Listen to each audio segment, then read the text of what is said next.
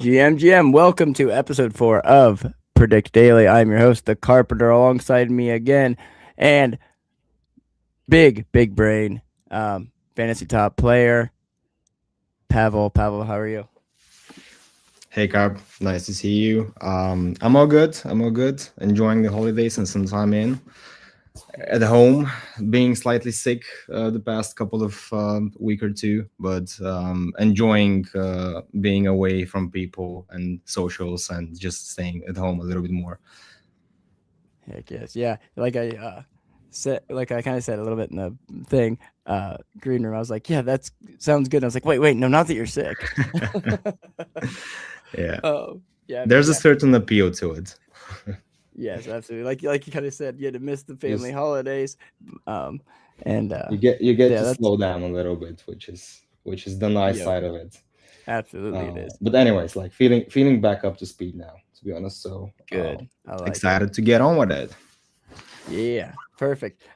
So today, um, kind of like really excited to get you on today, especially because the markets have been live for a few days, 3 days now, and but it's a really key part in the prediction market for fantasy, whole like system or whatever, or the whole like process. It's when tournaments just went live, right? So this is when all Yeah. the people are posting and everything. So like today is a huge day to have you on. So definitely want to get into kind of your if you're looking what you're looking to enter, what you're looking to exit, and then you know just anything and everything inside that giga brain of that is Pavel. Of course. Well, yeah, I think it's a really exciting time when the tournament is starting because you can already start feeling um, a little bit where things might be going. And this is where, like, just being clinically online pays off big time. Like, you just monitoring, like, each account, like, having notice on, just like seeing how tweets are doing and just seeing if they get traction. It can reward you big time. It's something that I've seen Visavi do a lot. I know you folks were talking about him yesterday on the stream. I think he's going to be a great guest also if he would be willing to join the stream. But if you look at him, like, it's been crazy. I actually have a separate tab open with his position here, just because I think it's interesting and it's something that I've been monitoring a little bit because it's mostly me against him on the top of the volume chart right now, and you can just see how active he is. Like, basically every hour of the day, like, there's a number of bets that he's doing. Like, I can scroll this forever just to go through his bets today, and it's just crazy. I mean, the guy's hustling big time, and it's currently 36k frags in positions. Like, it's crazy. Oh man, that is nuts. Yeah, it is. But yeah, mostly the thing I don't like about this week, and I feel like I'm gonna get wrecked over it, is I feel like I've overplayed some positions I'm not that confident in.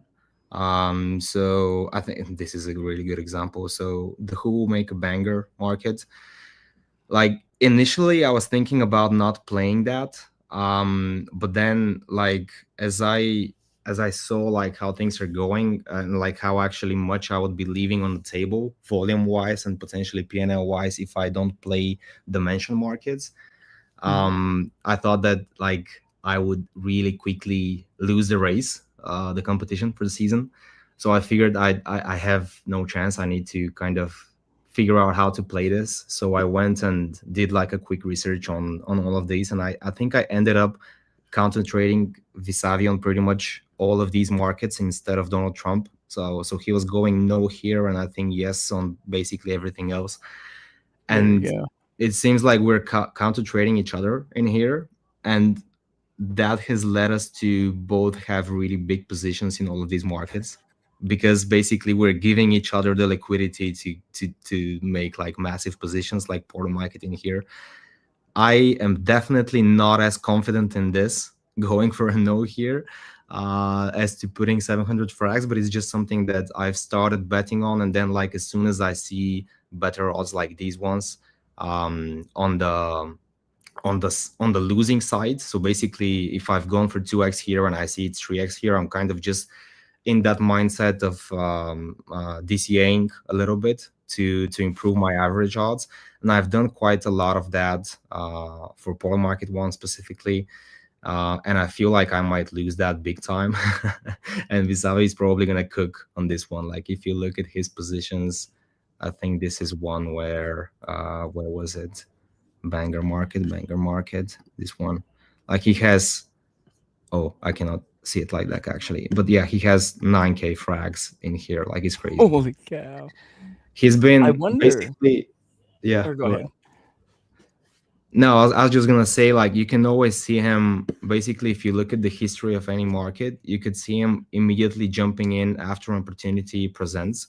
So if I've noticed that most of the time, if I go in and bet against him, so let's say like the poly market example, if I go in and take a position, like within 5 or 10 minutes, he's there to bet the opposite side and just leverage the odds that he wants. So basically, yeah, seems like he has a really planned out map of targets in his mind where he wants to, how much exactly he wants to bet on which markets at what odds, and just looking for these opportunities 24/7 to find the right odds, which I think is the way to play this in the most optimal way. Like the short term, like maybe I can do well in the prediction markets just by leveraging my understanding for the game, especially like for the fantasy related ones. But when it comes to, I mean, as the markets pick up and the house becomes better at managing the initial liquidity, and also the players, the bettors become better, what's going to be mostly rewarded is just being there all the time and being quick. Like whenever something happens, for you to be able to go and quickly leverage it. So for example, there was this Polymarket tweet from a little while ago, which I hate, just going on about this Minnesota thing about the child cares, the scam. Oh, yep. And it's already had like 700,000 views within 2 hours.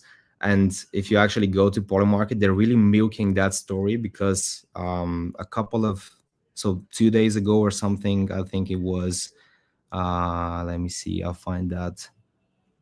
This one. So basically on that story about the Minnesota childcare stuff, like they have already a tweet with 21 million from the day before the market starts. And they're continuing to milk that story, and they might easily get another one to more than 6 mil. Oh wow! But Yeah. it's just something you kind of, it puts you in a bad position when you have a really big bet on it, because when the size is that big, I mean, cashing out like 100 frags is probably not going to be like a huge pain. I'm going to lose like 10-20% on it. But cashing out 700, like by the end of my position, so if I go and cash in like just 70, I'll get 50 back. But if I try to, so that's what, like losing 20-25%. But if I want to cash out the full position, I'm gonna be losing like a shit ton more. Yeah, 60%. Yeah, it's probably, yeah, close to 60, more than 50, like 50-60%. And it's just really bad when you get into these big positions that you cannot really play that well live in the tournament. Like if this was a smaller position, I probably just would have taken the potential loss on that and gone out because I don't think it was a good bet to begin with.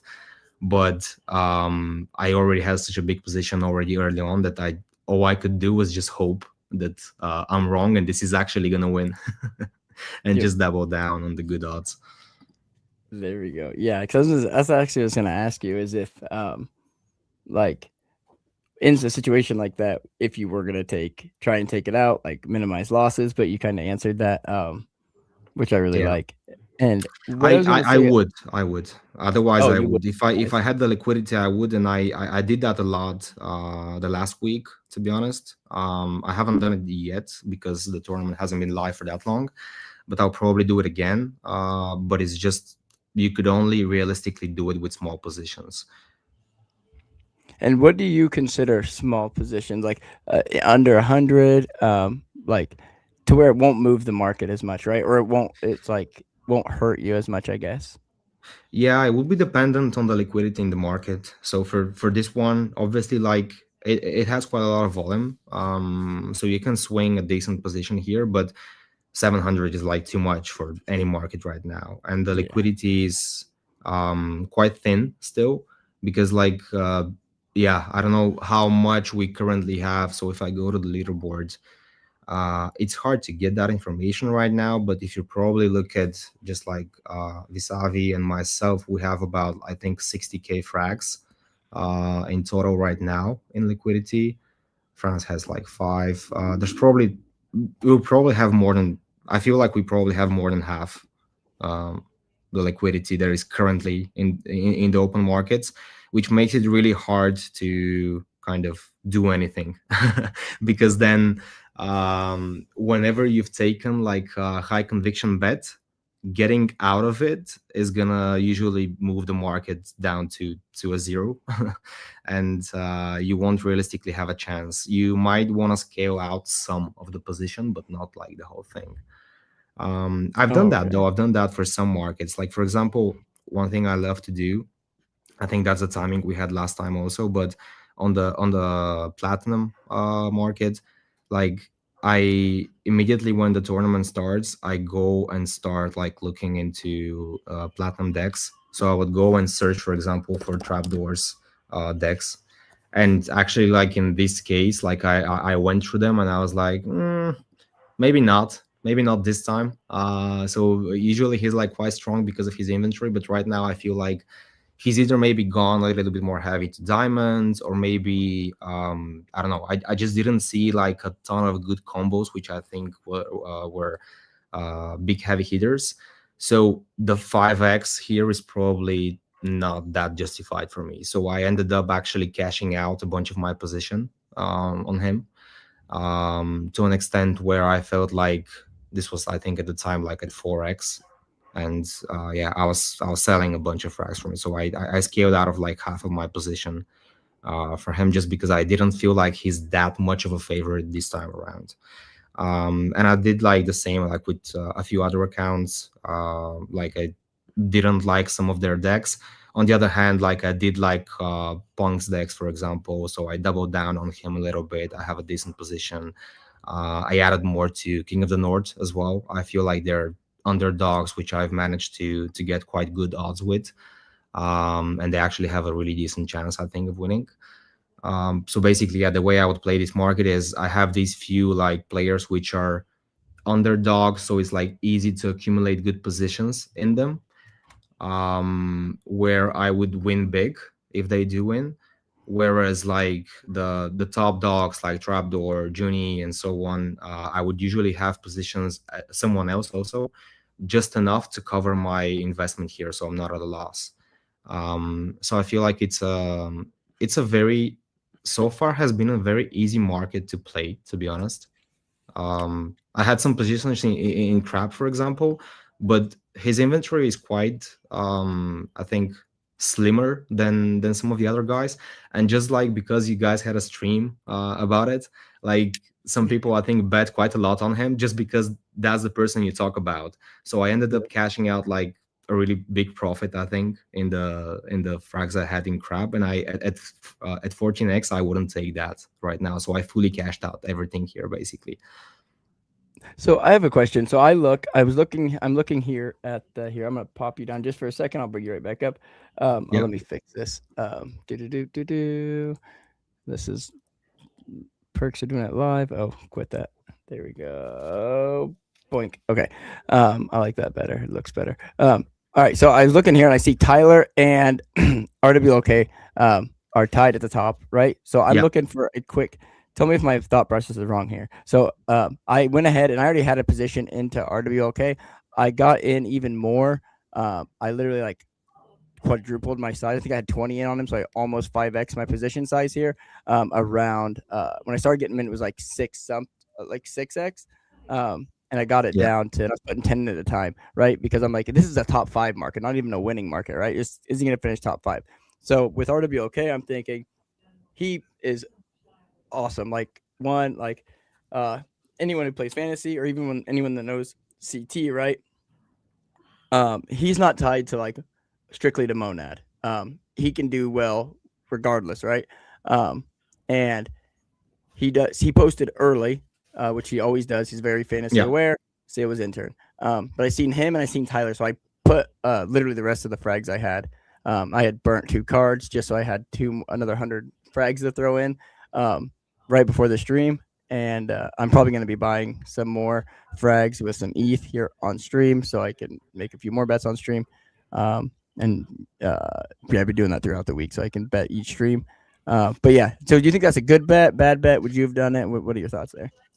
So what I do in these situations is I go a little bit deeper than that, because I feel like when the tournament is still early, people really overestimate the impact of the temporary scores up on the leaderboard, and when they're based on like just a few hours, they mean close to nothing. It's just who posted first, basically. But what you could do is, if you want to leverage like momentum like that, I would go to their Twitter accounts actually and check the posts that they did, and just try to understand on one side their recent momentum. So did they have like good momentum up to the tournament?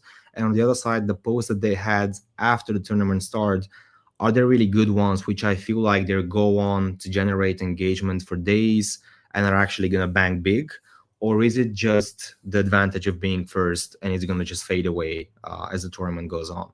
So what I've noticed is usually people overemphasize the importance of an early post, and I usually tend to counter trade that actually.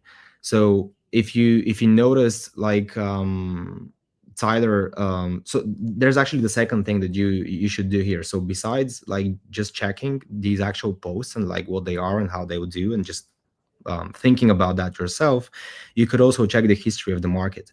Because if someone already leveraged that bet that you want to do, then it's a worse bet for you to do. So if you go to the actual history of the rank market, you would notice that Tyler already had like a huge swing towards the yes direction because of his early posts into the tournament. So someone already had that mindset to go in and bet on him. It's actually on the other one though. It wasn't the top five, I think, but the over under. Oh, the over under, yeah. What were the final ranks? Yeah. So for the over under, like if you go to Tyler. Oh, Tyler. Where are you, Tyler? So you can see like how much Oh like he yeah, spiked from like 66% to like almost 80. 80. Yeah, And that's that is a just big because jump. like he's posted. And if you check the actual post, like it's a very like mediocre average post. It just shows that he's there. Like it's nothing special. So it's Yeah. just people, I think, getting biased from the fact that he's temporarily rank one, and they feel like it's a really good bet to go for like a 20% return on him being like in the top 25. But So in reality, like it's, yeah. I guess my only thought process is here. One, ICO Beast has like comment. This might be me thinking about too into it, right? Like, because I am a chronic overthinker. But so his post has to do with is a retweet from Kalshi. So not retweet. Kalshi didn't retweet him, but he quote tweeted Kalshi. So my thought process is one, ICO is on the Kalshi team. He's super CT aware, and maybe not that he runs the Twitter or anything, but Kalshi, I could see them retweeting this or something, or at least commenting on it, something like that, which could Yeah. help it. Mm. As well as ICOBs commenting, retweeting, quote tweeting something, right? Because I could make this run a little bit more. Yeah. And again, maybe that already had happened, right? Because if you look at his post from 2 hours ago, the one that he just posted, it already has 3x the volume. So maybe that kind of stuff has already been taken into consideration, and has that maybe already happened, right? Because we see almost 30K, but he's a big account, so that 30K would need to go quite a bit higher than that to hold up, right? Yeah, absolutely. I think the top 25 at this point is probably like a pretty decent bet. The top five, it's still ambitious, but it can happen. But to be honest, the reason why I think it might be better is not that much because of his short-term position after these few posts, but like if you scroll down a little bit, like yesterday he teased that he knows which is the bank that went under, and it was like a post with like more than 500,000 of views. It's probably just a Oh little wait, bit. oh right here. I Yeah, know the name of the it's bank actually that went under. Yeah. 700 already. Like 2 hours ago, that was still, it's not yesterday, okay, it's earlier today. So this is actually, when you see something like that, you know that it's probably a topic that is just now gonna start like picking up over the next couple of days. So he's gonna have more engagement around this because this is just a tease. So if there's official news over the next couple of days, like his account is probably gonna do super well. So that's why I think like when you spot things like that, like I think it's really good to build a hypothesis around it and just go and find the right bets in the market. And the top five here might not be out of the question, especially like if the upside is like 5 6x. You could definitely like benefit from that quite a lot. Okay, yeah, that's one thing I did not know to look for, right? Which is smart. Like that's what like the people like you and Visavi or Vis-a-vis, however you say it, as well as Clay, you guys look at things quite a bit different. Which I think you look at it different than Clay. He looks more as a numbers aspect, where you look at numbers, but you also look at deep into the CT spot, right? This you're the first person I've heard say something kind of like this, or right here, this one, right? Looking, seeing that this is kind of like a teaser, and that in the future, this week during this tournament, right, it could definitely pop off. So that's very. I mean, Yeah. I just gotta if I could, I being uh, selfish, I just want to have you on every time because then I get the 10-second head start of picking your brain because of the delay. Yeah, but then you're on stream and you have a slower time to actually go and bet. Yeah, true. All right, I'll bring but your screen back up here. but no, I think it's just like what my point was about. Like it really is gonna start paying off being early, and I think guys like Visavi and maybe France too, if he gets serious about it, like I think they're gonna cook big time. I mean, my performance is gonna fade away over the next couple of weeks as I get more busy in the real life, but you could already see like how much you can benefit from just being clinically and chronically 24/7 online on this, which is great, which is what PMF feels like usually. So that's how you know that this product can bang. Yes. And I hope we can see it perform well. I mean, I hoped for a maybe a little bit better start for prediction markets than what we've had right now, but I'm still at least happy that the product is working well and like as a core player. As a core gambler, I think in the prediction market, I think so far my feedback is good, and I feel like it's very addictive. It's very nicely built around like you actually getting an edge where you can find it and just leveraging your Hmm. skills and your knowledge. So I think we're set up with a pretty good product here, and I hope it picks up the volume it deserves. Absolutely, and that's why. Um, so kind of, I mean, this is again, this is probably a good time to before I say this statement is a good time to say, the disclaimer, right? Yes, I am part of the Fantasy Top team as the content lead, but and I am streaming on the Fantasy Top main account. Both of those being said, nothing that I say or do should be depicted as coming from the team. This and then also retweet, share, all the fun things. But okay, with that being said, with this is just my thought process of this whole thing, right? So as you were in the like product testing phase with us, one thing we know about the fantasy team, especially the core team, the founders, as well as 710, is they like to like build in public, right? So Yeah. they we did the testing phase, which was a couple weeks, and then it went to market, right? Came out. To also, and they're pushing updates super fast. They're taking, um, you know, seeing what people say could be better, and about the UI UX, about the experience, right? And then doing that, like pushing those updates, correct? And then um, myself, I'm trying to help with like getting it out there with the streams. I feel like as it gets better and better, more people.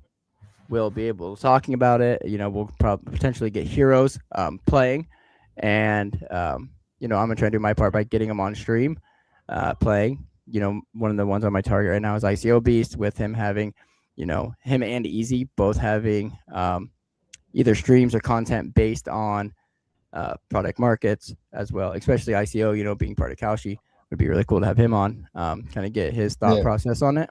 But no, I feel like, yeah, like you said, it's really like it's in a good place. It's going to get better. And I feel like when with it getting better and, the building in public, we're going to see more volume, more people coming in. So super excited for it. 2026 is going to be a year, I think. Yeah, I think it's time for we'll slowly see heroes starting to play the prediction markets, and I think it's gonna have a good snowball effect, and just like it's gonna pick up over time. Like this is not something that it needs to bang out of the door, because you would still have, obviously you have the financial incentive of the competition, and right now it's definitely a big reason to drive some of the volume up. But this is gonna give you, I think, just enough to generate the snowball effects, and just like picking like a few additional like heroes playing it, a few additional mentions on the timeline about the product. I think it will pick up. We need to also be mindful that it's the holiday season, so people Yes. might be, and obviously like crypto markets in general like are really in a really bad condition right now. But I think in the new year, like as we keep on building and like hyping this up, and we have the core community supporting it, I think it's gonna pick up nicely. Absolutely. I actually saw Simon Derich was betting on something somewhere. I'm not sure I can Yes. find his account right now, but I definitely did see him. I wonder like if it was like a one-off, or let me see. What was it? What was his handle? Something Oh, like this, Simon the maybe. Hero. Yeah. Yeah, yeah, yeah. I saw him betting, I think, and I think he was on the Platinum League week, league win, by the way. But I wonder, There like, we go. if any of our, 'Cause I know Simon plays core, and he has for a long time. yeah. But the thing is, I cannot really, this doesn't have pagination yet, and it Yep. doesn't have a search, so you cannot find someone like that. And if you find their profile from here, like, there's no way to actually open their positions. But I know the team is working on a new leaderboard, so hopefully that's gonna Yep. be Part of sorted it. out there, because I would love like to see like random players positions, even if like they're not like top of the leaderboard by volume or PNL or something else. But yeah, in due time, I guess. Absolutely. And that's one thing I'm excited for after the holidays. 'Cause I know like Easy himself, like Easy Eats and Clemente, uh, I want to get, and the same with, I mean, he's not a hero, but he's with the Bodogos there as well, which is Ray, RCIV is his handle on Twitter. Like the quant for the Bodogos. Yeah. I definitely want to get this in front of them. They've all three been on the deck building series stream, as well as Fantasy Hour back when we were in the Twitter Spaces. Really want to get this in front of them. I know with the holidays they've been busy. Maybe it's like flown under the radar for them. But when they're back, I definitely want to get them this in front of them, get their takes, whether it's on a call and ideally on a stream. I think I can get Clem on easily. Granted, he has got a lot more busy, but I would love to get him on, kind of get his takes. He's big on fantasy. He's played it, believer in it. Would love to see what he thinks about the prediction markets. He's made some awesome content about prediction markets. Would really like to see him, get his teeth sunk into this. Same with Easy, which Easy has his like prediction market daily show.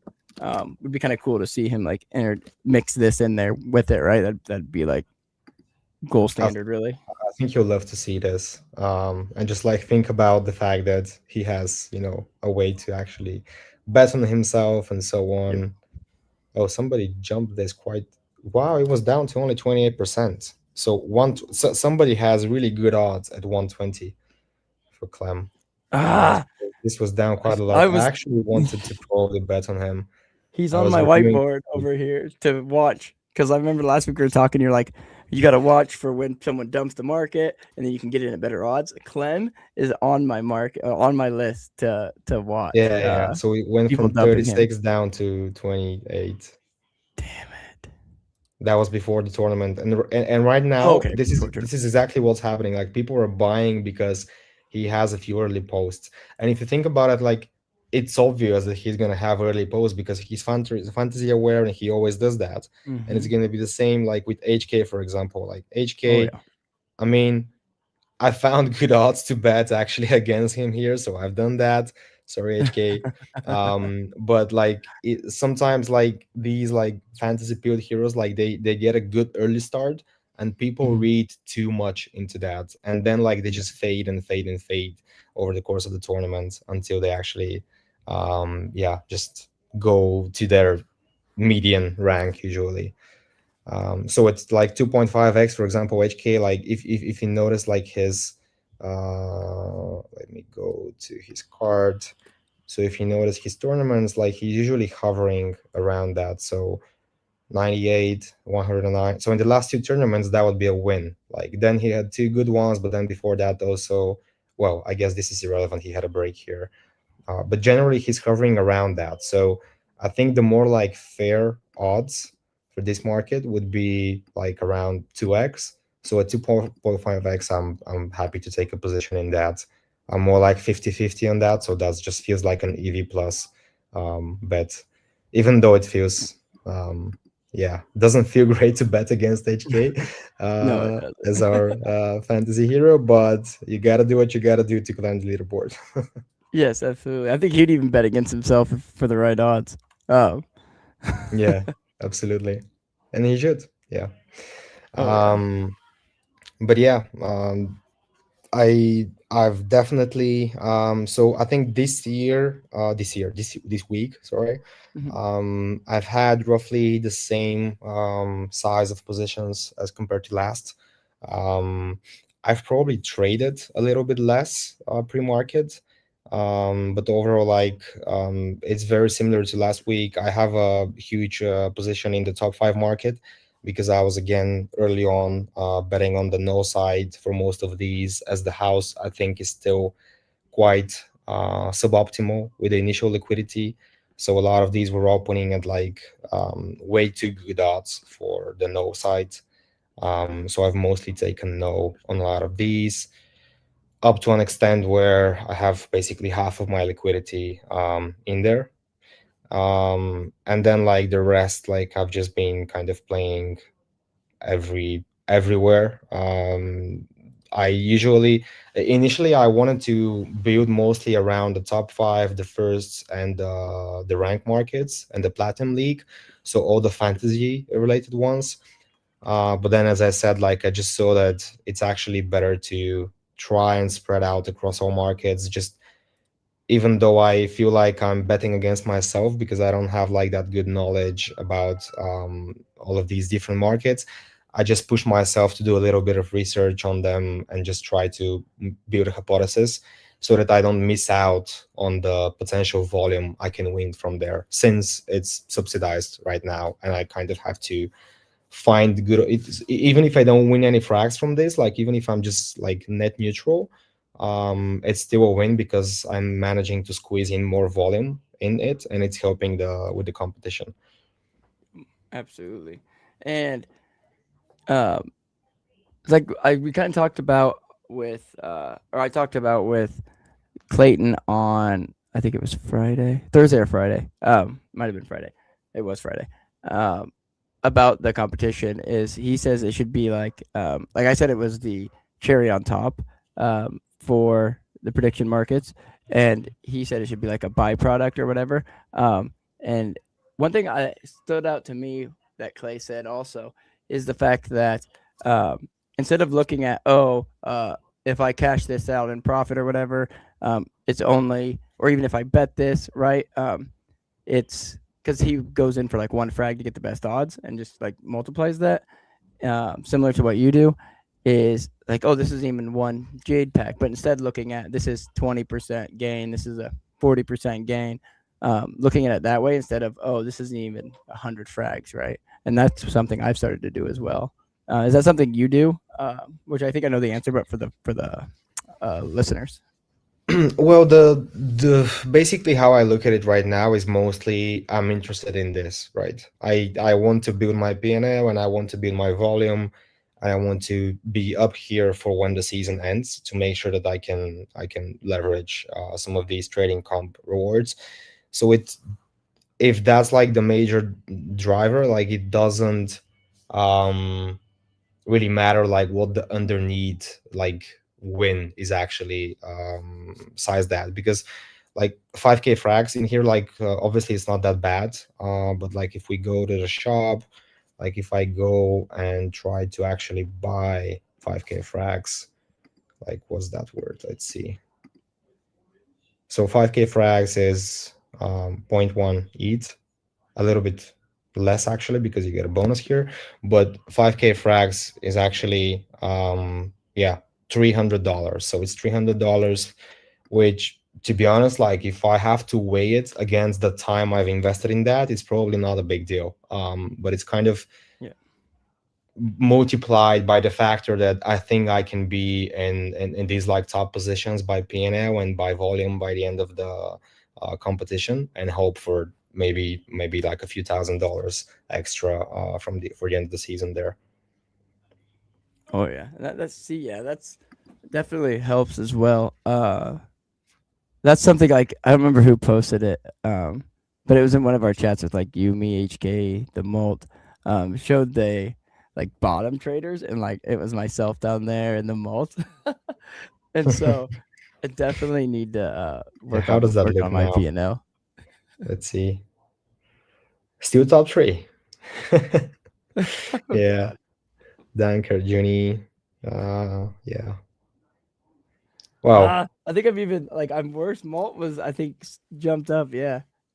So I've got to pick up my my Well, stuff. it's so easy to swing this. I mean, it's obviously like on average, like I think for week one, um, the house was a loss of 6k frags, meaning more players won than they lost actually. Hmm. But I think this week is probably gonna be the opposite, and over time, like it's gonna get harder and harder to actually pull a profit from this, as any like sort of like prediction market should be. Obviously the house should be profitable, so we should be seeing more of this and less of these.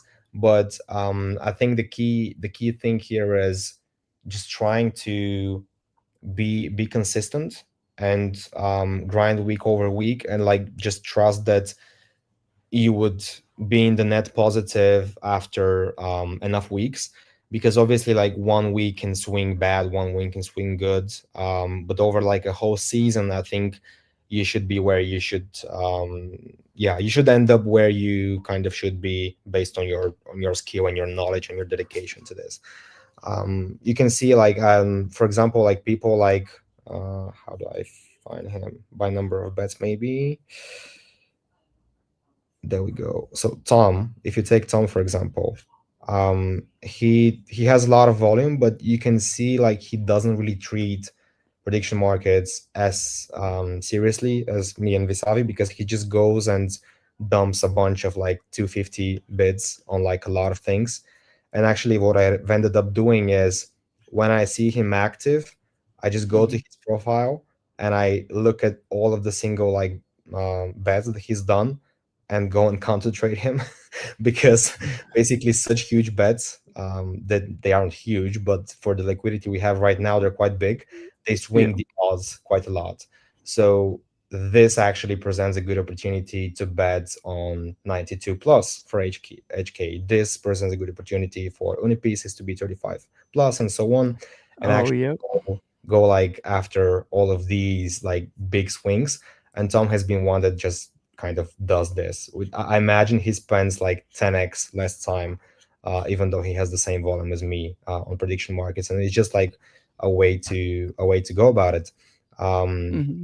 so I think that's also like a key thing to consider. Like if you take Visavi for example, I think Visavi is going to be spending more time on the prediction markets than any other player in the leaderboard, and he's going to be very rightfully be up there, both volume wise and PNL wise by the end of the season, because of like his pure like dedication and just like how much he's hustling through that.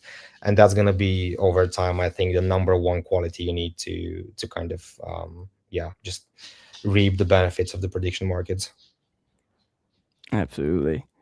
And like, so real quick, is when do you this is something I'm like, I know other people want to know because I just came into my head.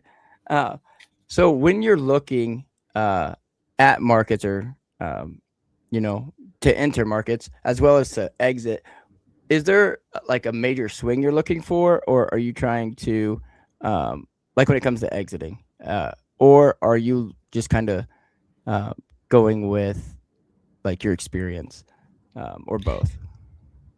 Well, to be honest, I feel like I just let myself think about all of the things I know about a certain market, and just I don't have like a specific formula or like pattern. I just try to make myself come up with, is this a good thing to do or not?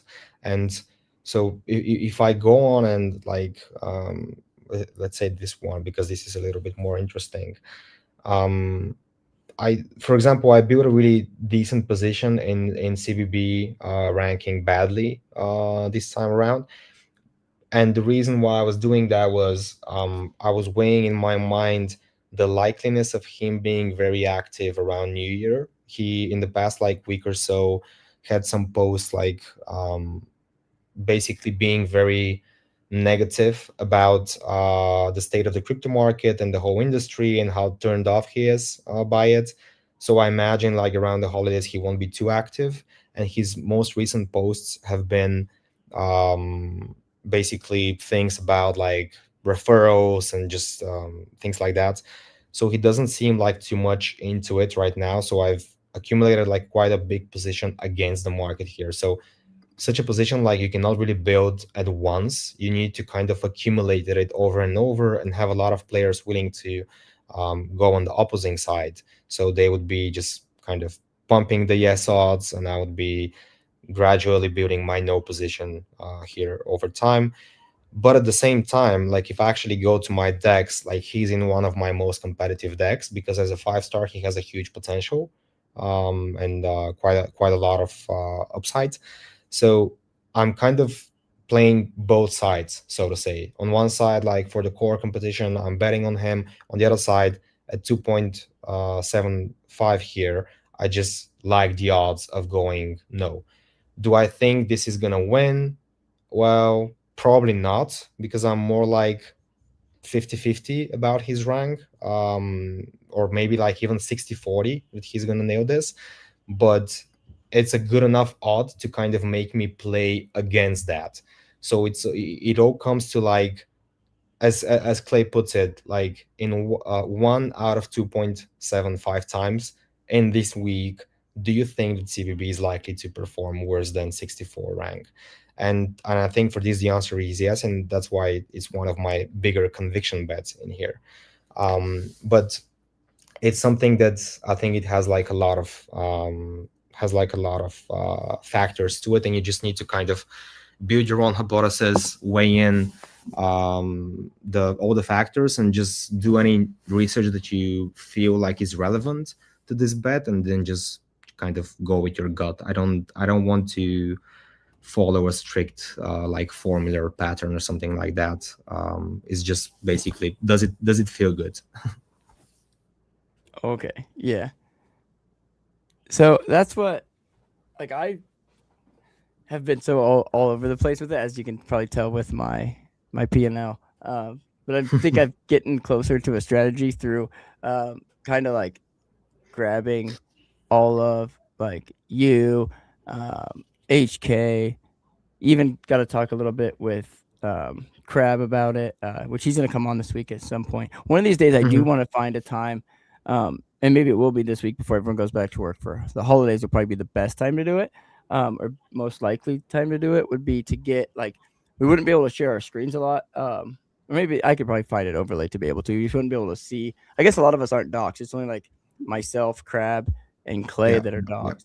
So we'll kind of make the non-docs guys' faces a little smaller, but have like a panel, like quite a few of us on here. It'd be really cool to have Vasavi a part of that panel as well, but really kind of like get here and like brainstorm, think, kind of go over Yeah, certain things. I think it'd be a lot of fun.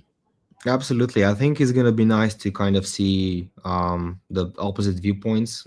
Maybe you can just like share screen so that you can just go over the markets we're discussing, Yeah. and then just kind of everybody would be sharing their thoughts on what makes sense, what doesn't, how are they trying to evaluate the odds. But yeah, definitely down to do that if the time allows it. Heck yes, yes, that'd be perfect.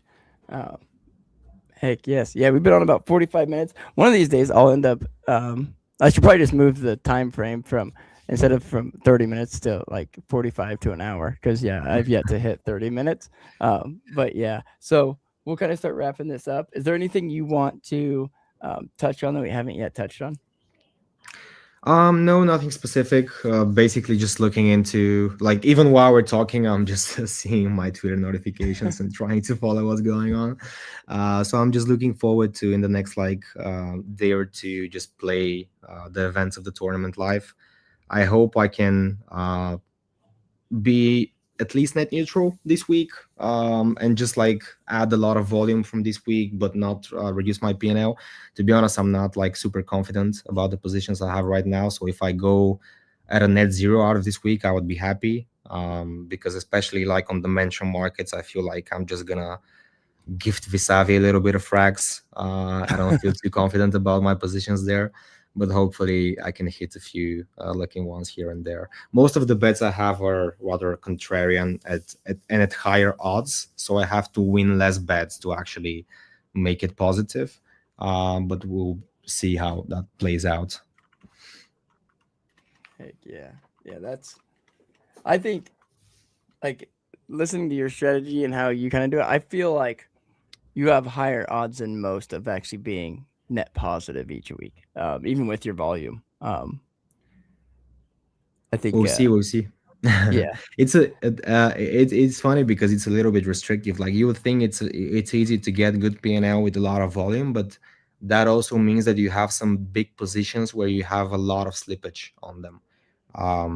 So with smaller positions, like it's easier to be in profit. Obviously, if your positions are bigger as a proportion, like if you're in the net positive, you would have a higher P&L overall, but that's only if you're profitable. And the higher volume you use, the less likely you are that you are going to be profitable because you're playing against the liquidity, against the fee.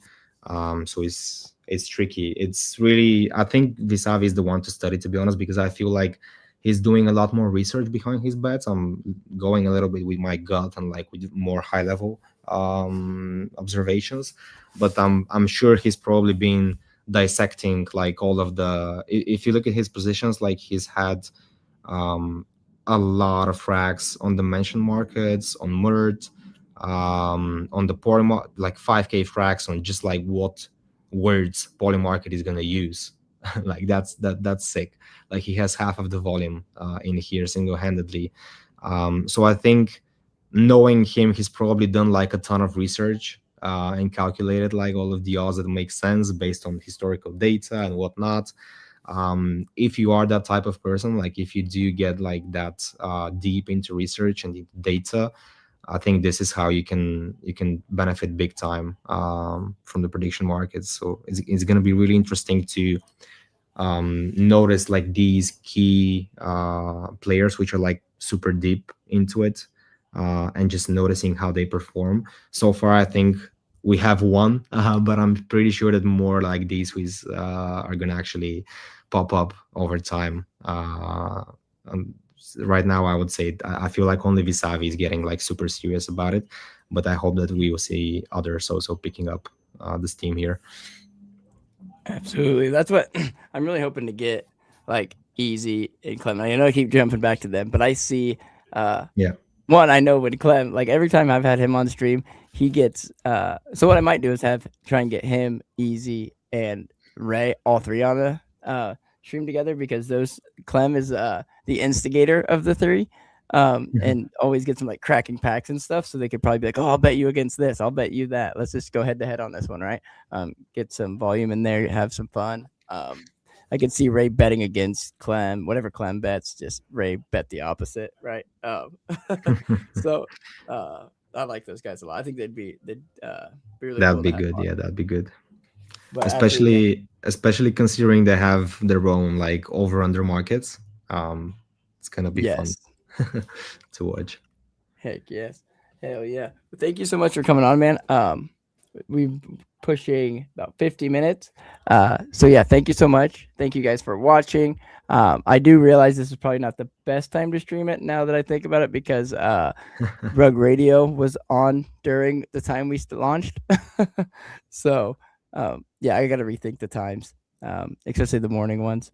But yeah, thank you guys so much for viewing. Thank you, Pavel, for the advice. I've been taking notes, so I'm gonna continue to. I might as well write a book after this from you guys' stuff. Not really. I can't write or read, but yeah, I'll have my daughter read it to me.